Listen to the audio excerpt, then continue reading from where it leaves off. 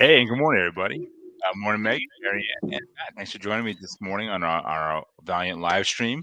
We have a really great topic today around wireless and 5G, kind of some questions that we get constantly. So before we dive in right into that segment, uh, we're going to talk about we're Valiant Technology. We're a managed service provider located in New York, but with a national reach. And yeah, we do this every week at 10:30 on Thursdays, Eastern Standard Time. So, Mhm. before we dive into current wireless technology, let's talk about a little bit of wireless history. So, Megan, why don't you talk us through it? Um, yeah, I guess we can start. Help me with the name, guys. Giulio Marconi? Guillermo. Yeah. Oh, Guillermo. gosh. Yes, Guillermo Oh, my Marconi. goodness. Yeah, I'll take that. The Yeah. Italian Sorry. inventor. No, it's okay. I'm So from he was. Missouri, which isn't a good excuse, but it's fine. That's okay. I'm used to Guillermo being spelled differently. So at first I Mhm. did the same thing as like Guglielmo, but yes, Mhm, mhm. Guillermo. We're going to no, have to do one of those posters that explain how to pronounce the name properly, like we did for yours a few episodes Oh ago. yes, That's right. Dobrovolsky. Put that one That's back. right. No, I'm just kidding. Exactly. Yeah, so I mean, if you're thinking honestly, radios is probably some of the first wireless communications. That's who you're going to be thinking of, Marconi. Basically, I know it was like what 1896 that he first had transmission ranges that were radio-based communication. And then 1897 was the first ever wireless communication sent over the open sea, which is actually incredible. Mhm. So it was a distance of 6 kilometers, and the message read, "Are you ready?" It's Now- simple. And then in 2008, Taylor Swift released "Ready? Are You Ready for It?" And that's where it came from. 2018. There you go. But then, That's what I meant, sorry. but Korn did release an album in '96 where it opened up with "Are You Ready?" So I think he predicted Jonathan Davis, if anything. Okay, So- really quickly before we Yeah. continue, I'm here in the office today, and it's throwing me off a little bit. Did we even intro exactly what we're talking about today? Yeah, I mean, George did. Briefly. Yeah. Let's start it over. Let's go back. We're doing it live, but we're gonna hit the rewind button. Today, we're talking about Wi-Fi and 5G because of the number of questions that we've been receiving into our general email. And really, what we want to do today is take some of the most popular questions that have come into us and answer them. Mhm. And I do apologize, so I didn't hear that. I'm on another planet today in the office. I got new gear around me. I'm back here. It's been a month, so I'm a little off, but. Okay, yeah. So yeah, we are talking about the history of Wi-Fi, and Guillermo is someone that you don't necessarily hear about that often. I think that we usually start with Helen Lamarr because of all the innovations that she worked on during She's World War II. Yeah. But I think that there's always someone that comes before, that Right. inspired the next kind of generation of inventor. And I Mhm. think when it comes down to it, Guillermo is kind of like that ground zero when it comes to wireless, very much so. And he has done a lot, and I do giggle every time I see "Are you ready?" as being the thing. I mean, seriously, like what Are we ready for wireless? Yeah, are we like ready? what would the equivalent have been today for a wireless communication? Like LOL JK. So like the other person on the other end is like, Yeah. trolls. Right away. But no, so we had Guillermo, and then of course there is I can the pronounce very this famous one. name. I can take this one because Nikola Tesla. Tesla. So, and we also associate Tesla with power since he developed the alternating current systems, which enables transmission of electricity over vast distances. But his research also included wireless communication, which I actually didn't know until we were prepping for this.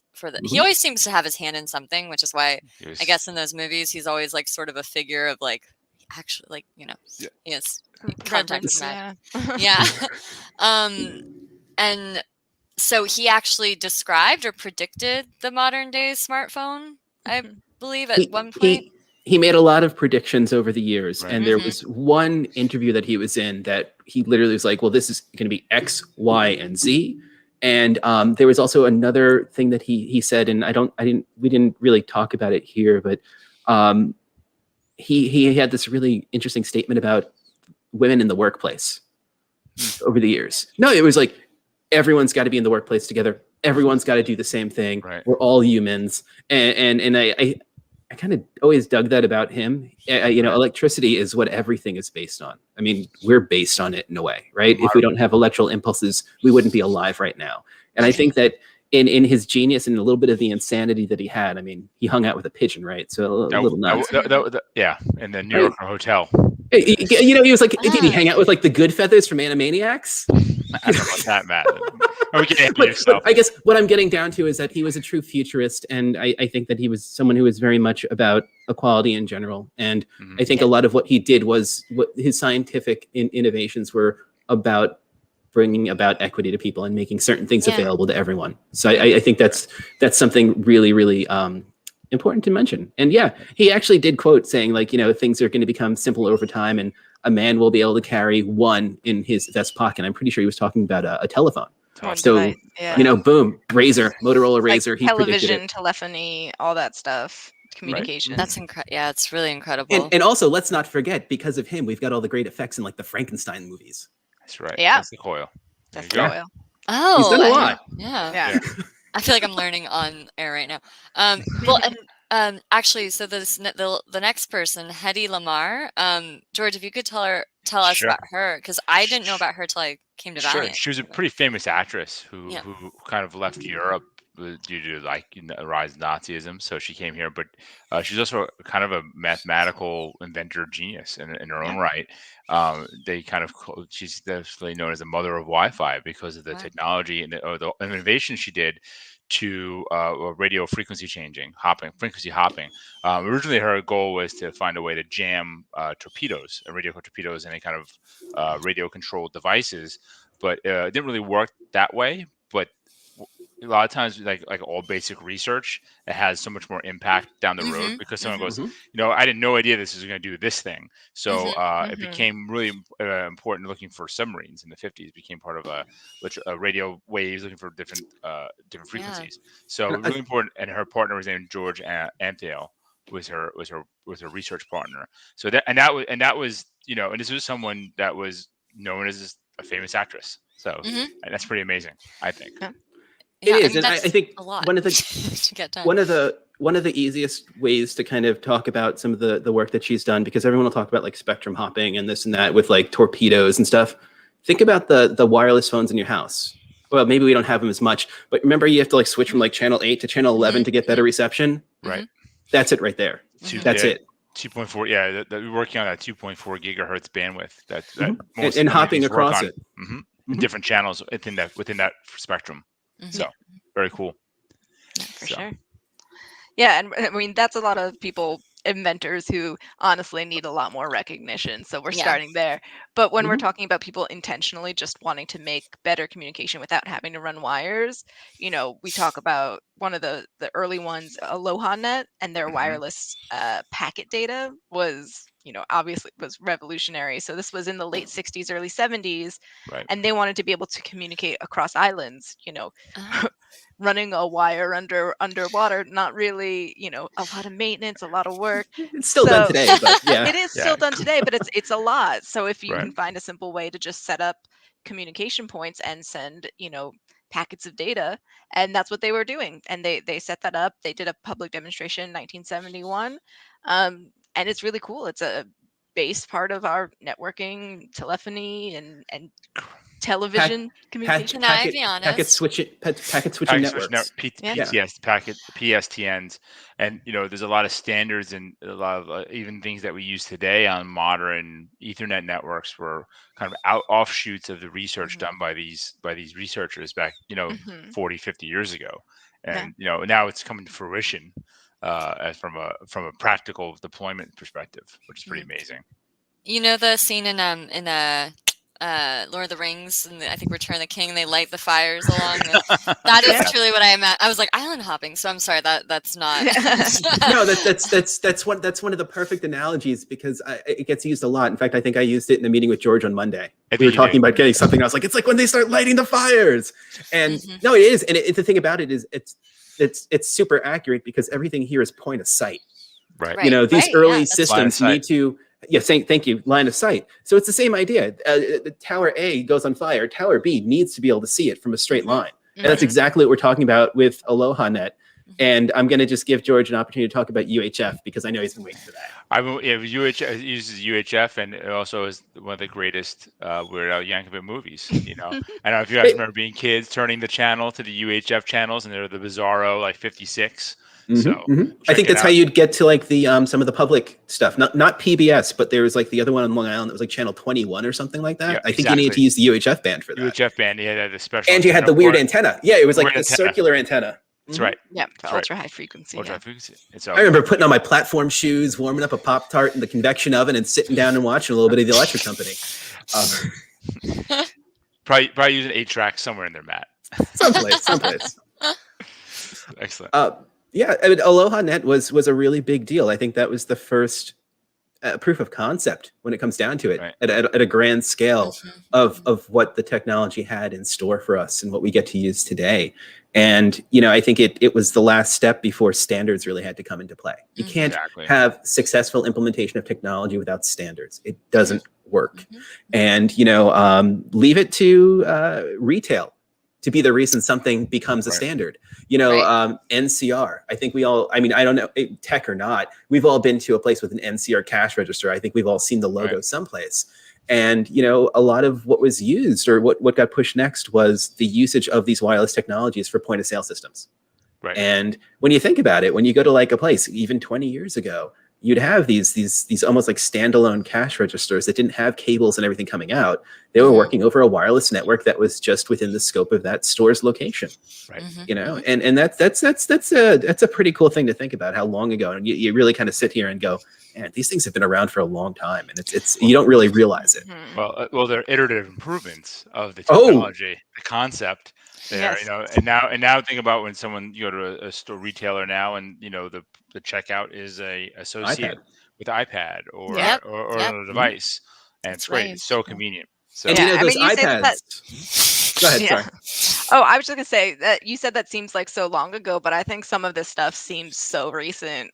Right. So the other one that we were talking about, like you said, iPads. Steve Jobs introduced the first Wi-Fi enabled laptop. It was an iBook, little clamshell, on July 1999.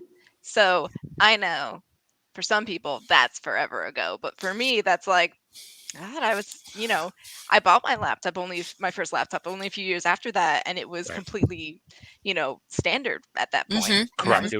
Every laptop had a wireless chipset and antenna built into it.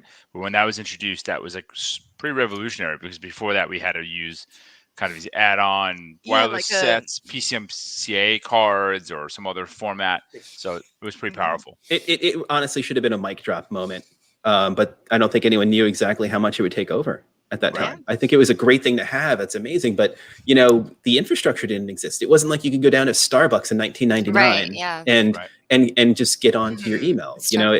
So the infrastructure wasn't there necessarily to support it. But gosh, that was a big move. And I honestly can't think of what manufacturer may have been the one to do it if Apple didn't. I mean, maybe IBM, because they were really at the peak with the what was the name of ThinkPads at the time. They were killing it there.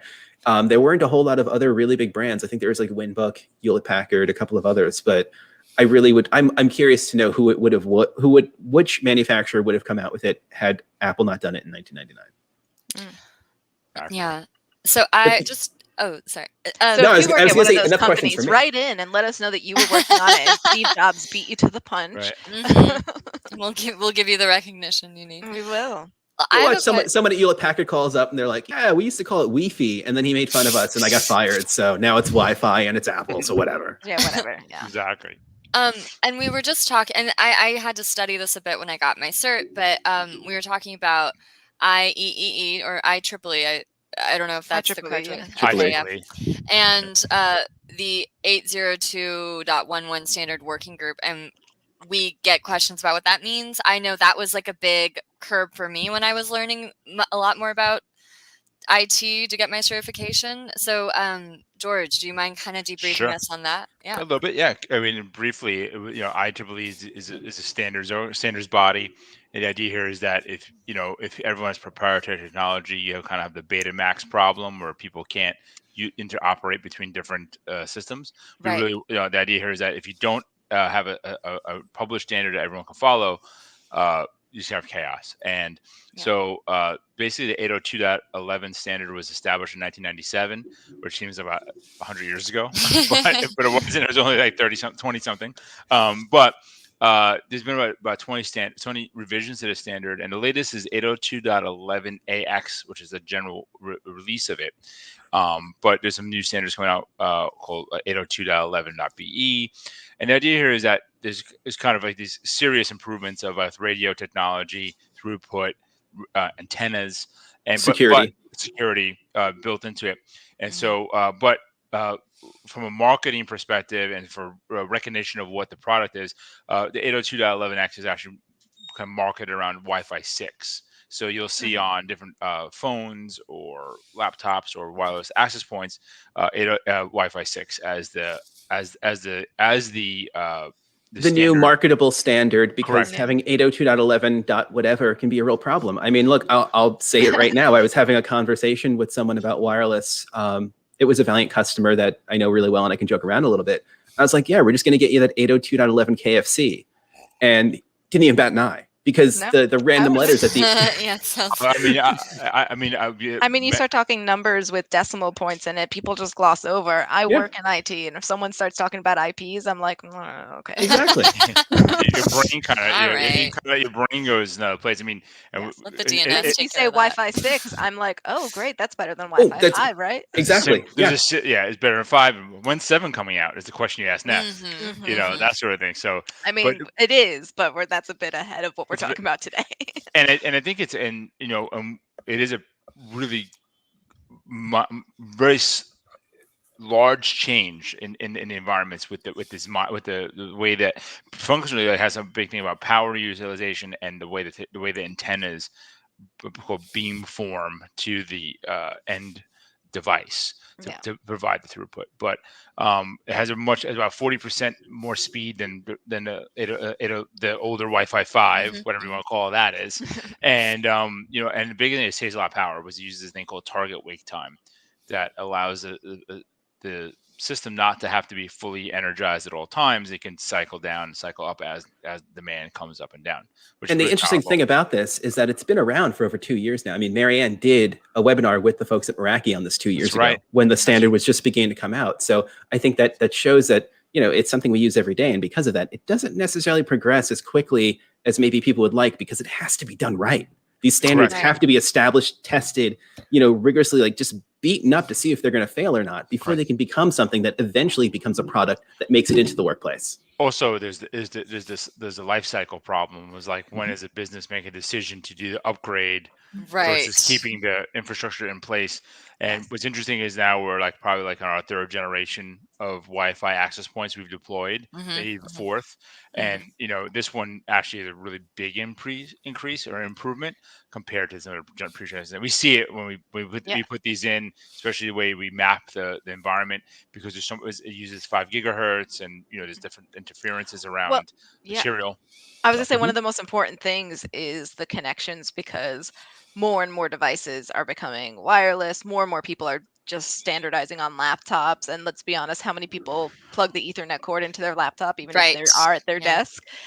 So it is really important that Wi-Fi 6 really helps with 100%. The congestion and all the different And it's making its way into homes. I don't know if you guys have the same commercials for cable and stuff, but we have the Optimum commercials on Long Island, and one of the newer ones. Wi-Fi 6. Yes, they have their new Wi-Fi 6 enabled router. They're marketing it to your average consumer because it makes that much of a difference. And you do have people another commercial is we're all used to a 2-screen home. Now we got 20-screen homes. It's the refrigerator's got the Wi-Fi for the display on it, the oven, the washing machine, everything is wired these days. Well, and I mean, there used to be a time when you could only really stream on one device at a time. Right. I mean, maybe I'm showing my age now. But I'm wearing a sock that vibrates whenever I get a tweet. It's crazy. Weird. Exactly. God, no one invent that. That was a bad idea. Yeah, don't make that. No. I have a question. So because it's wireless, that means there like are literally no wires, right? Am I? I'm being like the student here. Yeah. I'm confused. So like it's just in the air, right? The crystals are Yeah, But there's still, still crystals. wires. There's Right. always still wires. So much of the cloud is still a computer somewhere. Just not your computer.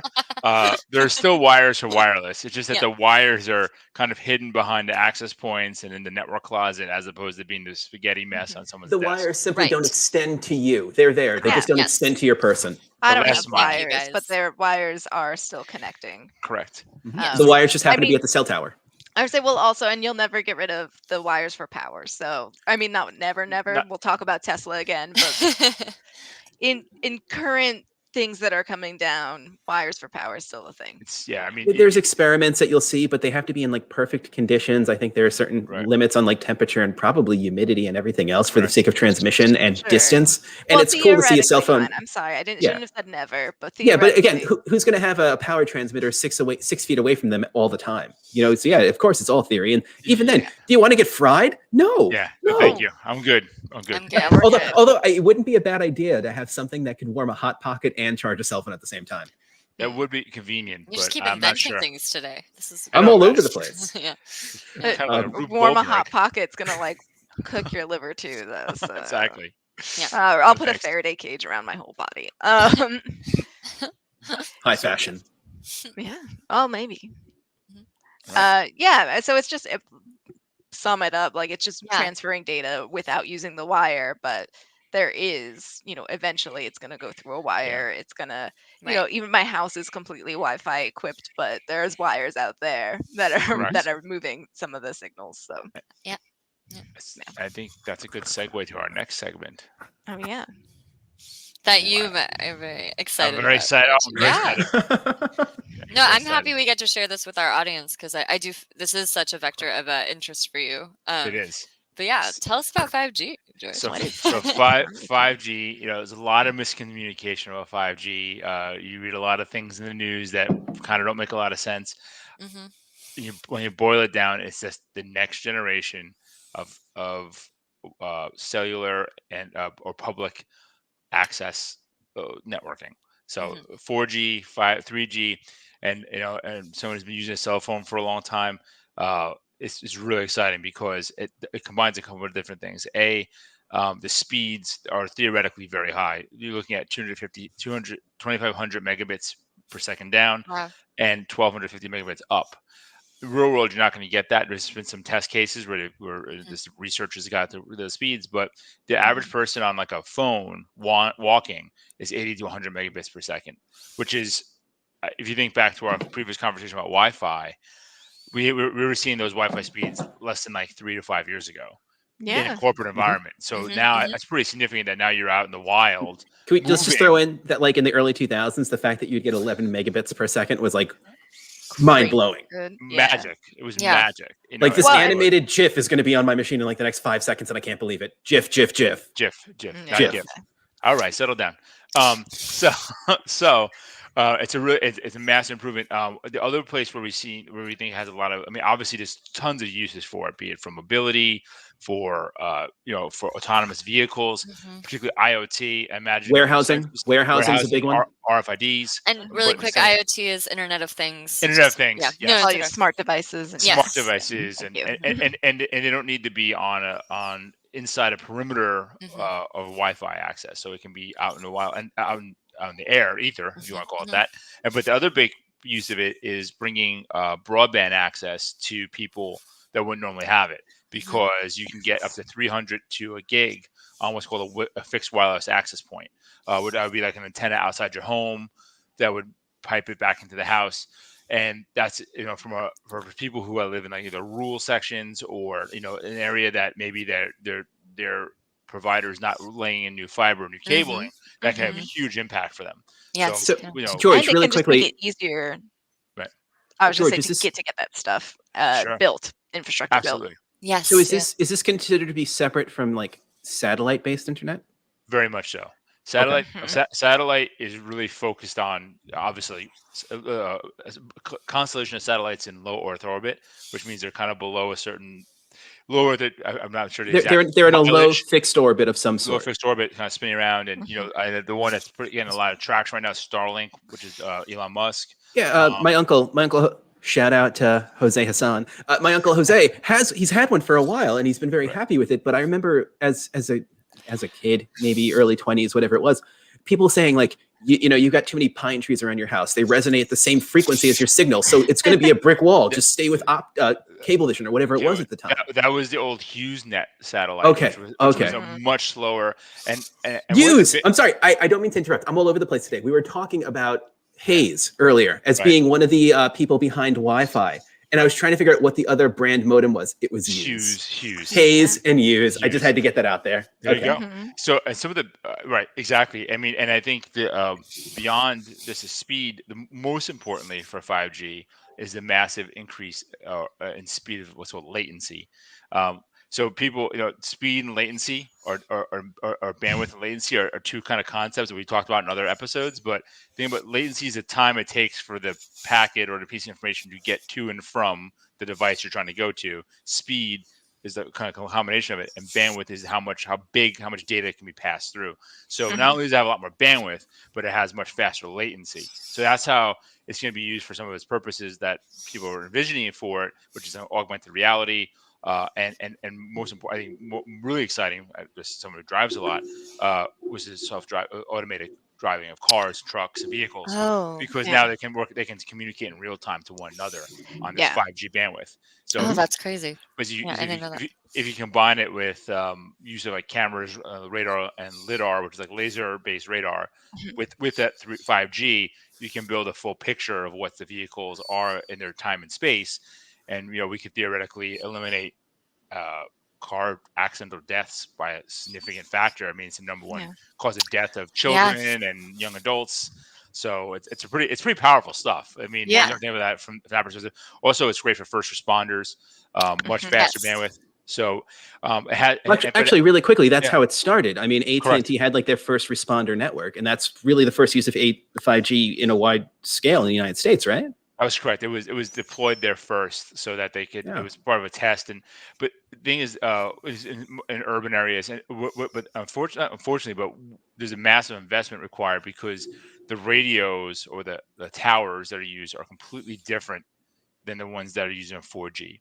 But just doing some research, the 4G bandwidth is not going anywhere. Mhm. Because the idea is it has like longer range, it has certain Mhm, attributes mhm. that make it more Mhm. useful. And the idea here is that you would use the 4G as your kind of overlay and control layer, and the 5G is for bandwidth. So so that there's always a failback for all systems. If you look at a map of Mhm. 5G versus 4G, I was in Maine last week and we had 4G in as long as there was a cell phone tower, Yeah. Yeah. and just driving, you would see the cell phone tower with the microwave repeaters, and so you would get Yeah. it was really interesting, kind of looking at the infrastructure. So I Mhm. mean, I think that's a pretty big. I mean, and as I said, the latency is the big deal. There's throwing some numbers out there. 4G is over 30 milliseconds, up to about 100 milliseconds of time between transmissions, and 5G operates in single-digit millisecond speeds. So, and I don't know if you have any gamers out there, your ping time matters. So, Mhm. Look, I strive for a website to have a under 10 millisecond first response time. That's basically the same latency issue right there. correct. And that's, our website gets a lot of traffic because it's fast. It's fast, so it matters. So once again, 802, much like 802.11, 5G is a standard. There is some parameters so that there's interoperability with devices and equipment. I know the big drive, it's going to be cell phone manufacturers adding the chipsets in. Yeah, I yeah. remember I had a 5G capable phone, and then we had to do an over-the-air upgrade to it, and it was like really exciting because now all of a sudden it's 5G, and it made a difference because I use my phone as a tether quite often. Yeah. So So really it's very powerful. possible you have a phone that can't do 5G yet, That's correct. unless they I had already built it in so anticipation. I was it, checking. you, Yeah, mine's good. you might not see a 5G phone. I think Apple's only some of the 11 or above has 5G. It might be 12. Yeah. I'm not, Actually, you might be thinking of the Wi-Fi 6 standard for the phones. I remember they did that you're right. on there. The 5G was later. I Mhm. know a lot of Samsungs, a lot of those phones had 5G about early last How year. about a Pixel 3? I apologize. It's not at all uncommon for manufacturers to build equipment that's designed to function in different ways. I had going back to Hayes, I had a 28.8 modem years ago, and it had a firmware update that made it a 33.6. And that was a huge surprise. It's future-proofing your items. I mean, we do that when we build out networks, so it's the same for the cell phone manufacturers. Don't want their cell phone that they sell you to necessarily be obsolete before 2 years when they want you to buy a new one anyway. Quick, They want at least enjoy it for at least 2 years before you get the new one. Yeah. Yeah. I have a quick, again, as maybe so the tech outsider that I was before I came to Valiant. My mother was a person who threw out her microwave because she got worried about the technology, right? So I grew up in a like, if you're not super familiar with this stuff, it can be like, what's happening? Is this safe? Like, so I guess my question for you guys is, is 5G safe for the consumer to use? How do we know?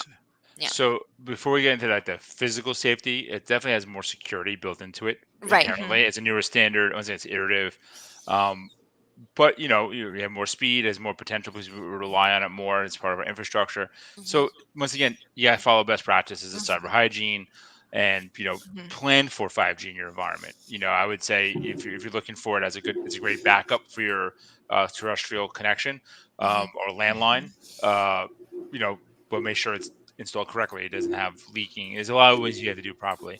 But I think Megan, you're talking more about I think you're talking more about health. Human health. Human health. Yeah, I guess that angle. Yeah, because I think people worry about that. Yeah, once again, we're not doctors or researchers in this field, so to give a disclaimer, we only play a lawyer on television. But it's. But we do read a lot about it. You read a lot about it. We spend a lot of effort on this. So, from what I read, it uses a lot of the 5G uses a 3.7 micromillimeter waveband, which is within fairly safe parameters.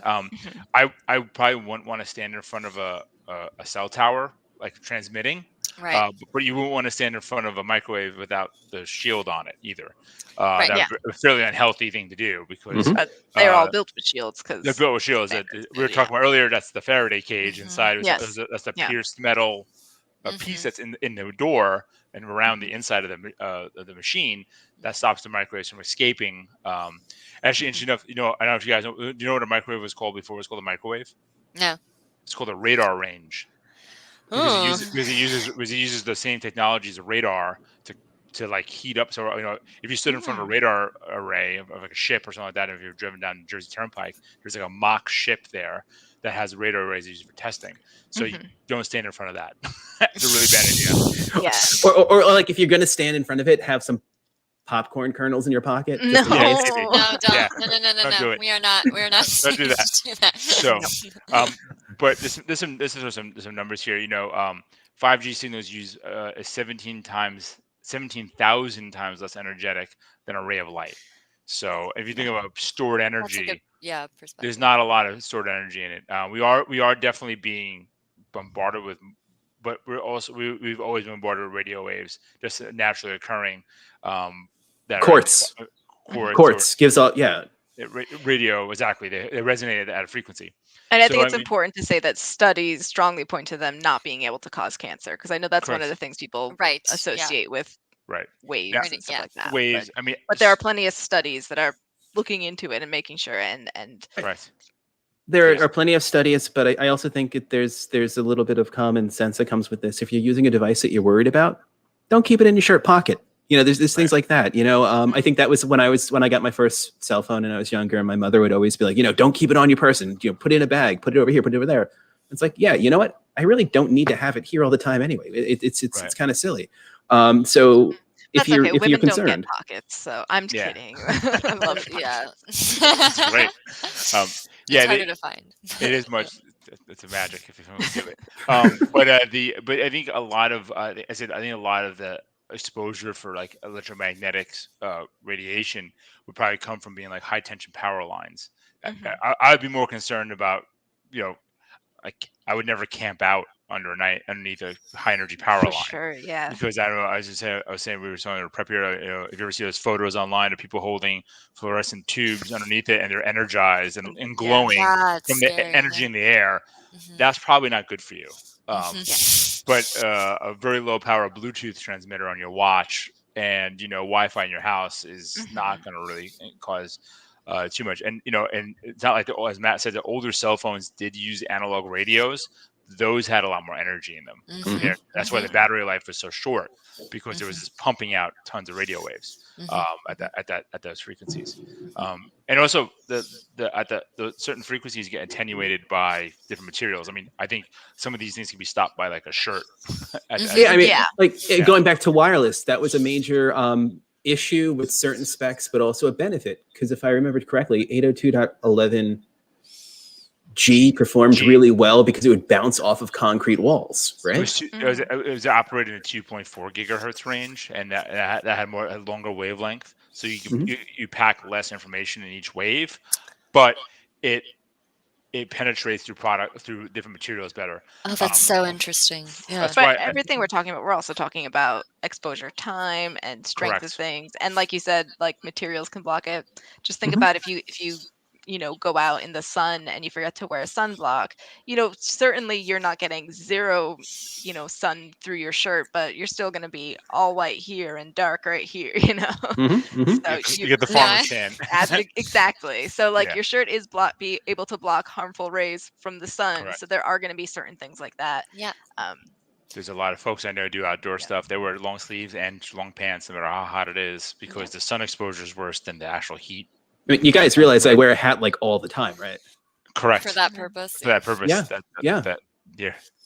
Nothing is worse than a scalp burn, I will say. I went to the beach and nothing is worse.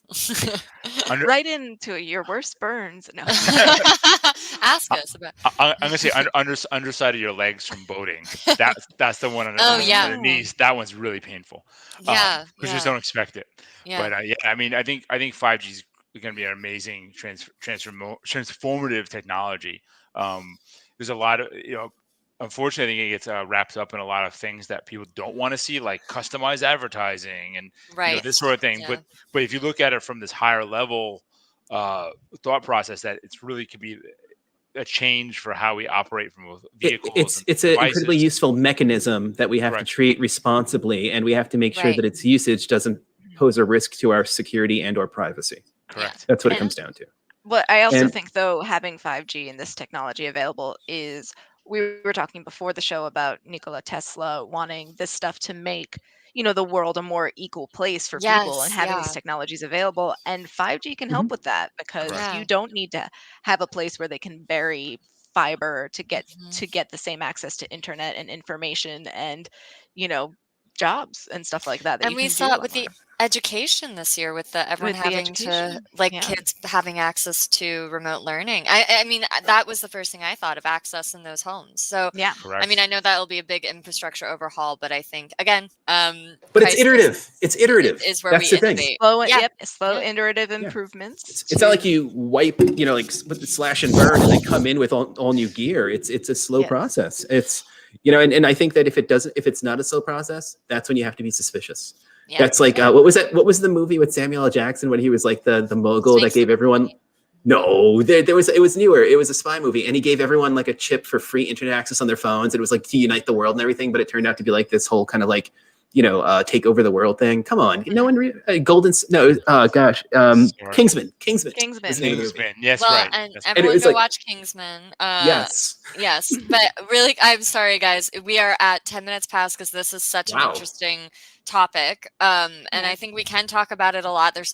It breeds a lot of questions, but again, tune into the next live stream for that, and then so I guess we can wrap it up from there. George, do you want to wrap it up? No, it's great. So as it we're going to kind of, this was a kind of a unusual segment in our series, but our next series is about iterative improvements, and really so much technology is just taking what's happened in the past, as we saw from the stream. It starts out with the radio, Marconi and radio waves. Next, we're talking about getting multi-gigabit speeds to a device, to your car, your autonomous vehicle. So and that's crazy. It's 110 years. That's not a huge. If you think about it for a time period, that's not a huge amount. So that's all iterative improvements and some major breakthroughs. So we're going to talk about that.